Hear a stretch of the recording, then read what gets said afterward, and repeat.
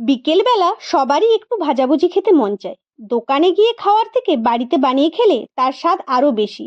সবার প্রথমে তেলের মধ্যে গোটা জিরে ফোড়ন দিয়ে তাতে আদা ও রসুন থেতো করে দিয়ে পেঁয়াজ কুচি, লঙ্কা কুচি, গাজর, বিট দিয়ে নেড়ে চেড়ে লবণ দিয়ে তাতে নারকেল কুচি, মটরশুঁটি দিয়ে এবং তাতে ধনেপাতা কুচি দিয়ে লঙ্কা গুঁড়ো, জিরে গুঁড়ো, গরম মশলা, সেদ্ধ আলু দিয়ে ভালোভাবে নেড়ে চেড়ে নেব।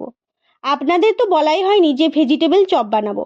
ওপর থেকে ভাজা বাদাম দিয়ে ভেজিটেবল চপের আকারে গড়ে নিয়ে সবার প্রথমে শুকনো ময়দার মধ্যে দিয়ে দেব। ডিমের গোলার মধ্যে চুবিয়ে ব্রেড ক্রামসের মধ্যে দিয়ে পুনরায় আবার ডিমের মধ্যে দিয়ে ব্রেড ক্রামসের মধ্যে দিয়ে সবগুলো বানিয়ে রেখে দেব। আর কি, গরম তেলের মধ্যে দিয়ে লাল লাল করে ভেজে নিলেই একদম রেডি মুচমুচে টেস্টি ভেজিটেবল চপ। ভিডিওটা ভালো লাগলে অবশ্যই লাইক, কমেন্ট, শেয়ার এবং সাবস্ক্রাইব করবেন। ভালো থাকবেন, সুস্থ থাকবেন।